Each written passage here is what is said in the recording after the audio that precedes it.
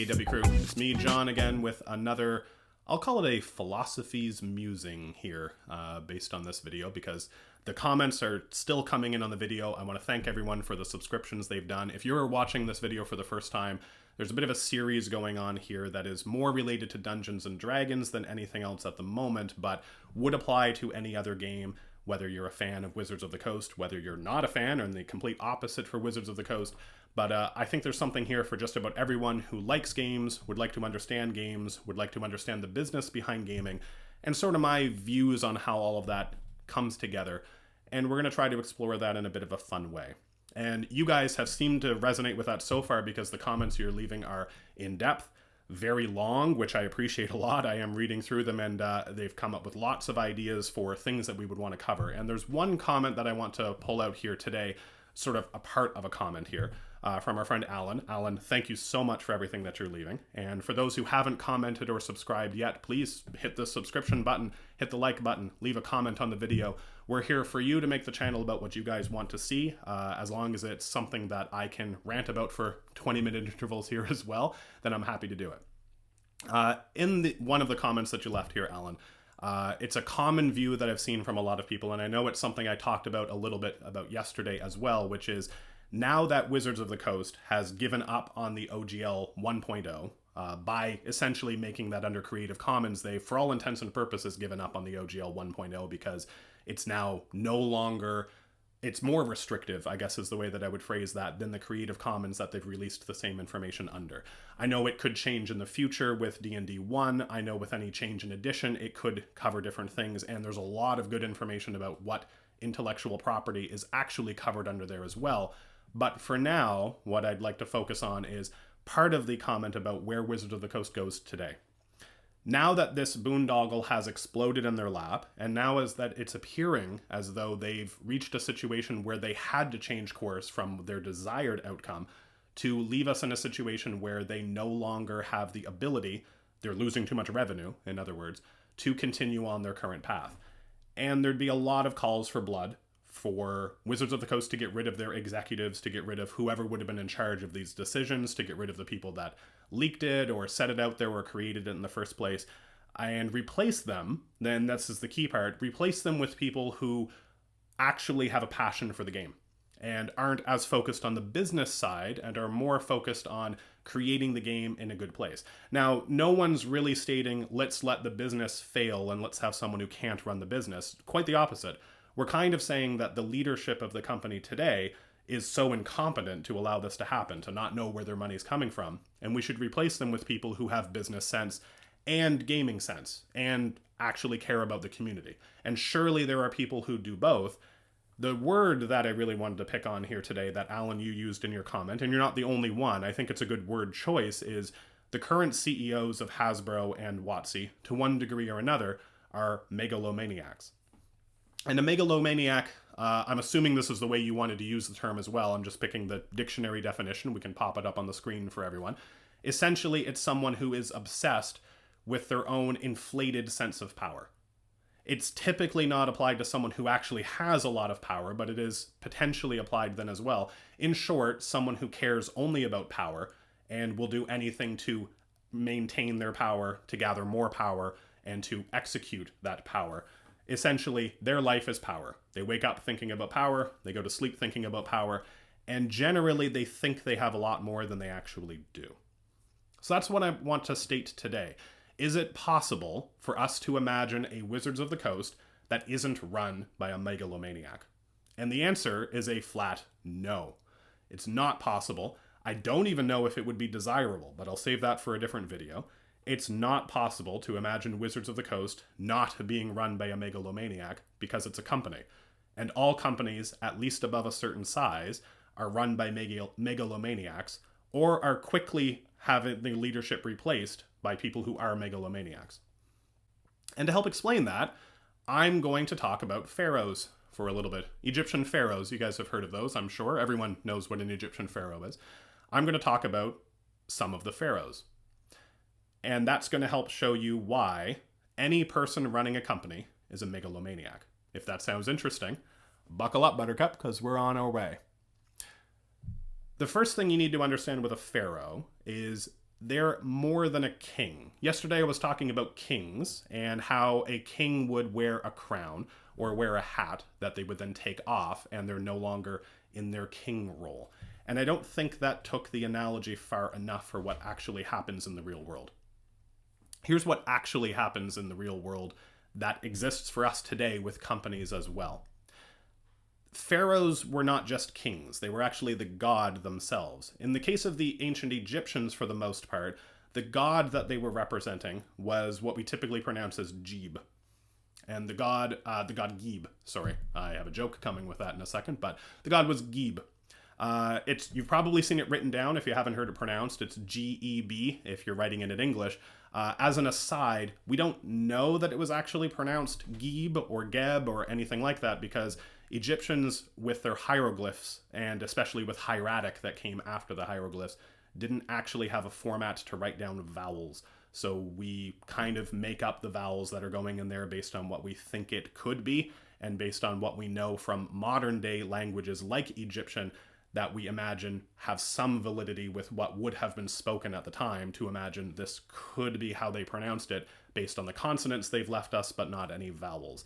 We are sure they had to have had vowels because all languages have something that represents a vowel sound, but they never wrote those down. And that's confusing and infuriating for anyone who studies Egyptology, and in particular just Egyptology, because to my knowledge, that's one of the only languages that they decided to write it that way.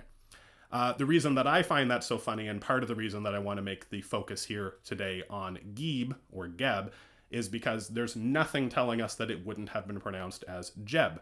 And to me, that's really, really funny. We're going to put up the meme that everyone knows, and you can now imagine that it is entirely possible that the sentence Jeb, God of Earth, has been uttered for millennia throughout history.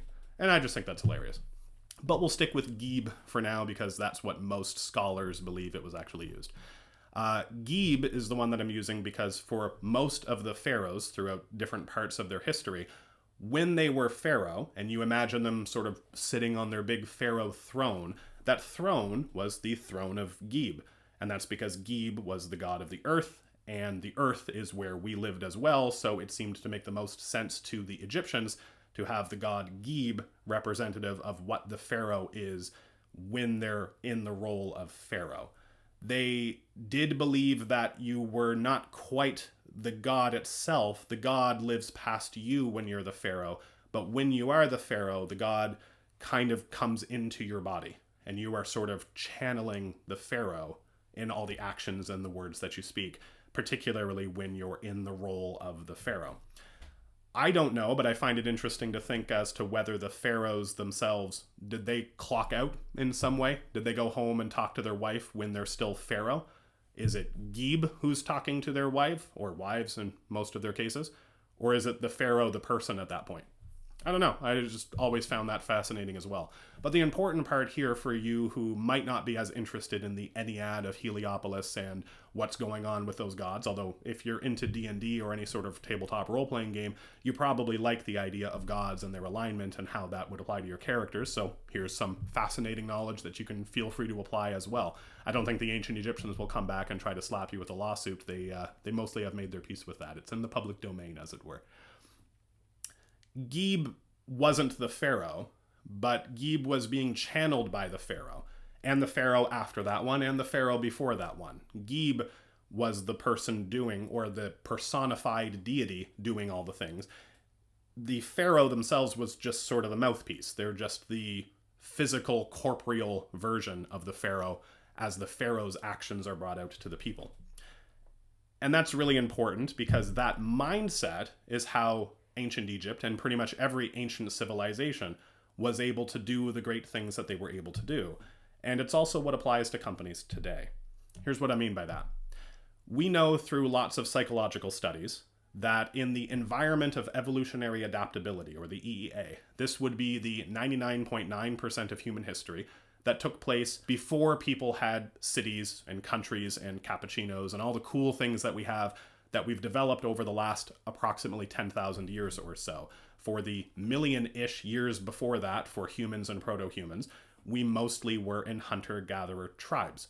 And by mostly, I mean exclusively, as near as we can tell. There was a point in history where we suddenly were able to manage people in groups larger than about 50 to 100.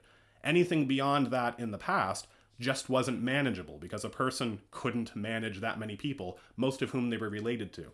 How could they make decisions about who gets to eat this day? Who's on the hunting trip? Who's at the front of the hunting trip and could be vulnerable to animals? How could they make those decisions with more than 50 people? The answer is they couldn't.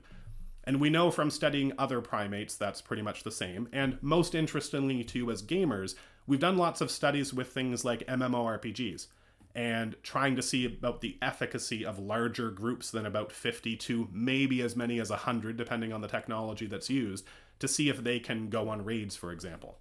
You might have participated in raids larger than 100 people, but you were probably in disparate groups that were only loosely connected. For your actual group, for your raiding party, they're usually in very small groups, maybe as many as 8 or 10. For larger raider parties, it rarely gets beyond 50. Humans don't really form cohesive groups beyond that size. So how do we form cohesive groups larger than that now? Because you probably live in a city with more than 50 people. You probably work for a company with more than 50 people. You might know a lot more than 50 people. You might have a bigger YouTube channel than I do so far, but please make it bigger. Subscribe. Make it much bigger than it is today. And you might have more people that you engage with on a regular basis. You might talk to more than 50 people a day. It's only possible if you don't have all of those people's direct interests in mind. We have to operate on a far broader framework. And the way people solved that problem is they didn't have a leader for a group of more than about 50 people. They didn't have a person leader for a group of more than 50 people. They had to make a god. A god would be capable of running the lives of more people than that, whereas a person is not capable of doing that. And that's how we got around that. Essentially, the god is what's telling the people to march into battle. The god is telling people to all drop their work and go build a pyramid for me. It's not the Pharaoh the person doing that, it's Pharaoh the god. The person here is just so we can understand the language and we can hear them say it and we can use our human feasibilities, our human faculties to actually understand what's going on, because sometimes the gods talk and we don't hear it, but the gods through this mouthpiece tell us exactly what we should do. And that's the only reason a pyramid can be built, or a country could be bombed, or a country could exist in the first place. You have to remember, in ancient Egypt, when they were building the Great Pyramids, there was estimated to be around 1.5 million people then. Most of them were not literate. Most of them had never seen anything even remotely like that or been able to conceive it. How could that happen? Well, the gods did it is an easy explanation. The gods did it through us, but we didn't design it. The gods designed it, and we just put the stones in the right spot, and we just hammered this stuff, and we just stopped growing crops, and we gave all of our food to the god. Here's how this translates into companies.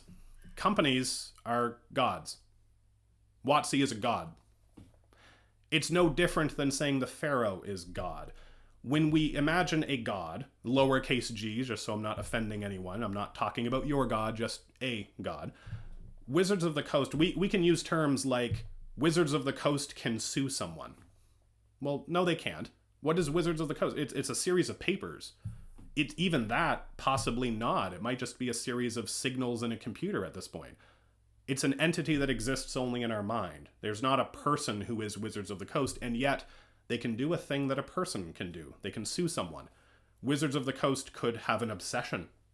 Wizards of the Coast can make a mistake, even though it can't actually do any of those things. We talk of them as though they're gods because that's how we conceive of them. We think of a company, and any company, I'm using Wizards of the Coast as an example, but Paizo is the same, so would IBM, so is HASBRO. Any company is a god. And gods also have their pharaohs, which is a CEO. You could also imagine a vice president as being a god or anything of that nature, but it's the mouthpiece of the company. When Cynthia Williams stands up and says something, it's not Cynthia Williams talking, it's WOTC talking, it's Wizards of the Coast talking. She's just the mouthpiece. She is WOTC for all intents and purposes. WOTC has its own desires and its own things that it's trying to do, but not really. We know that that can't happen. It's people that are doing all of those things. So why do companies exist and why do companies have to operate this way? Well, in brief, to keep this short but not that short, companies exist as a way to store crystallized energy. Money is just energy. People are omnivores when it comes to energy. You can value and consume lots of kinds of energy. I'll give you some examples. Maybe you in your personal life, you don't care about money. You need enough money to buy food and things like that, but maybe you don't go to sleep dreaming about ways to make money. Maybe you're time poor and you dream of ways of having more time to spend with your friends and family. That's cool. That's a form of energy. Time is just a form of energy as well. And you don't care about money. You are essentially stating, I would happily trade more money to get more time. You do want more energy. You just want it in a different form. Well, the problem with a lot of those other forms of energy other than money is you can't store them for long periods of time and you can't concentrate them. You can't save up all your time and then use that saved up time to expend it as one big time block. That'd be cool. Someone should come up with that idea. I'm going to patent that idea. Now, you know what? You guys are really generous. I'll put it under Creative Commons for you. A time block isn't a thing. You can't save up extra minutes every day and put it into a time account and get some time interest on it and then be able to spend it in retirement and say, look at all the time I saved up. You might value time, but you can't save it. That's part of the reason we value it. You can't save it. It's a finite thing. Money is just a representation of all those disparate kinds of energy, like food. You can kind of pickle stuff, I guess, but you can't really save fresh meat for 10 years and then use it afterwards. It might have gained interest, but I think that interest is called like E. coli and you probably don't want to eat it. Essentially, you can only save one kind of energy, money. Yeah, you can kind of barter for some other stuff, but it doesn't really scale very well. That's why companies only care about money. A company is just a made-up battery that saves all the extra money that it has so that it can do bigger things with that. Companies also have to care about growth. That's because they operate under capitalism, and capitalism only cares about growth. I'll save you that spiel for now, but if you guys are interested in hearing it, let me know when I can make a future video about it. For now, what you need to understand is companies can only care about growth, and they can only measure growth in terms of money because that's the only kind of energy they can store. A company is to take all of everyone's little leftover bits of efforts in whatever form they value it, take all that energy, concentrate it into money, and then leave it sitting there so they can do a thing with the money. I'm aware most companies use that money right away to lend through banks and things like that. It's a little bit more complicated than I'm making it, but for the philosophical point, let's consider it that way for now. In other words, a company saves that energy and then they use it when it's reached the level that they want it to in a concentrated beam of energy that they can shoot at whatever large target they want. No individual person or even small tribe of people could ever build something the size of the Great Pyramid. They could never do that. But everyone's efforts from a country of 1 million people, all working together under the will of a god, saving their little bits of energy together, and all pulling together, can definitely do something like that. That's a form of stored energy. And companies have that same methodology behind them. They're just batteries. They're batteries that we also treat as though they're gods. So they're god batteries, whatever that would be. Companies also have to care about growth because the capital system says that your money is worth less over time. So that energy is always depreciating, and therefore you have to come up with ways to get more of it. And it has to be enough more to make a difference. I'll give you an example of that. Imagine you were working for a normal salary in the US. I think right now an average salary is somewhere around $50,000 or $60,000 a year. Let's just say $50,000 to make it as average as possible. Let's say that everyone's getting excited on your behalf because you've got a raise coming. And let me tell you, your raise, it's going to be huge. 0.1%. That's growth. Let's also pretend there's no inflation and no goods are getting more expensive. So it's legitimately more money in your pocket. You're paid bi-weekly. Most people are paid bi-weekly. So what is that? About $1 a week? Something like that. You'll get $2 extra every paycheck. And you can spend that $2 on whatever you want. I know when you go home at night, you're going to say, man, I had growth this year. Look at all this growth. Look at this. Next paycheck that comes in, I know it's like 13 days away, but next paycheck, $2. What costs $2? Let me see. You can get like 2 candy bars for $2, depending on tax rates and things like that. Honey, I just got a $2 bi-weekly raise. $2. And she's going to say, I'm so proud of you. That is growth. We can use that. You know it's not growth. It doesn't matter. What would be a raise that would be something you'd be excited about? Well, it's probably in a similar range to what a company cares about when it comes to growth too. 5%, maybe? After you've accounted for inflation and everything like that, 5% might be growth.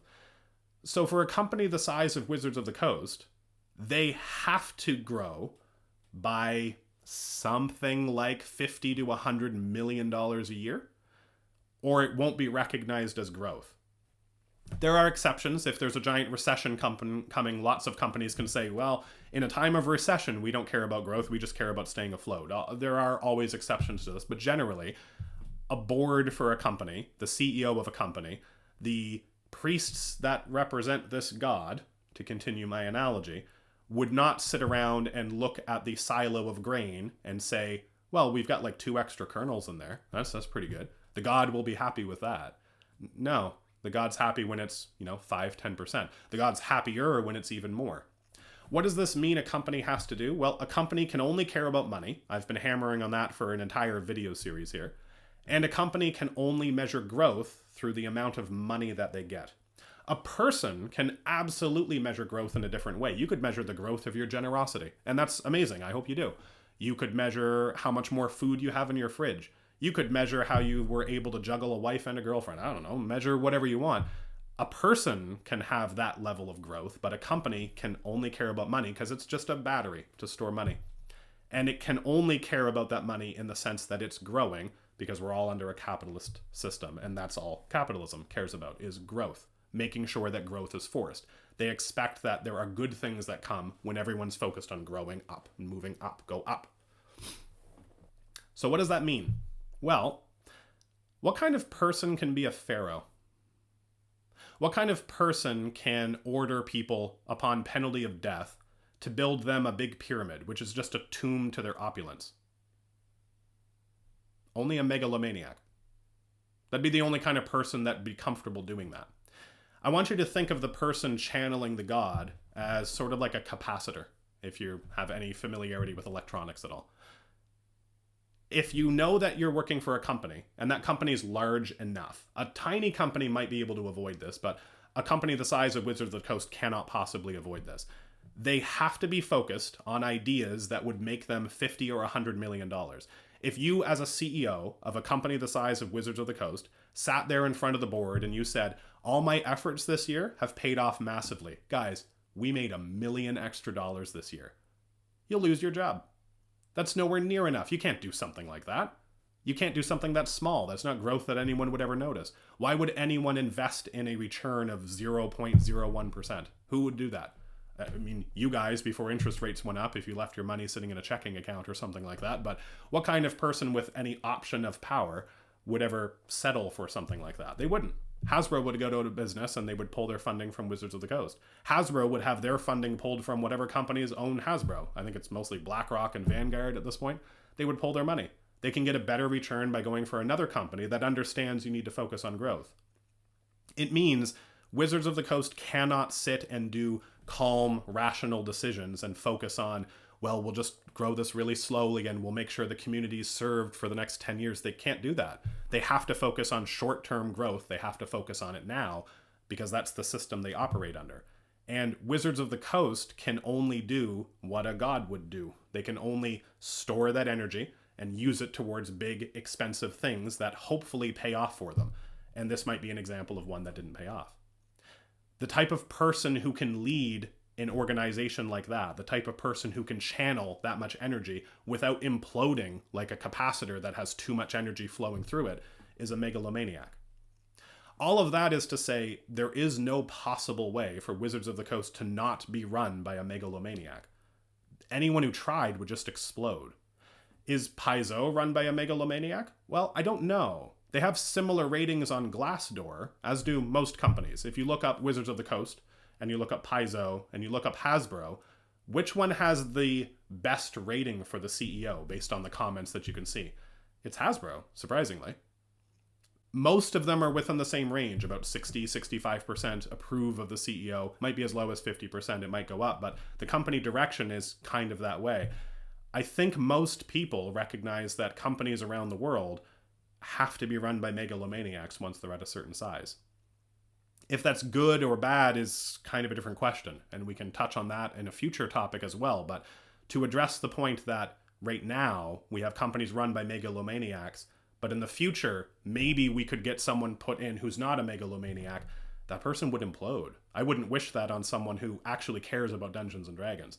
If they were faced with this decision, they would try to channel all that energy as the god mouthpiece that they are, and it would just kill them. You need the crazy psychopath megalomaniac who is hungry for power to be in charge of a capitalist large corporation. That's the only way it functions, if you can call what's happening functioning. My point in going through that is to say it's a dead end to hope for a situation where maybe we have companies not run by megalomaniacs. And since it's a dead end, why don't we dispel with that one and see what other things we can actually focus on trying to get some improvement here. Wizards of the Coast will be run by a megalomaniac until it ceases being a company. The megalomaniac might also run it into the ground, but it'll be run start to finish by a megalomaniac because of the size that it is. It takes a megalomaniac to imagine that they could be the mouthpiece of a god. And that's what every CEO is doing. Until then, I'll start up with another topic here tomorrow to piece through some more of these comments, but as a reminder to everyone, if you can like this video, if you can subscribe to the channel if this is the kind of content that you like, and if you can leave some more comments for the types of things you guys would like to hear about, I would greatly appreciate it, and I hope you'll appreciate it too. Have a great day.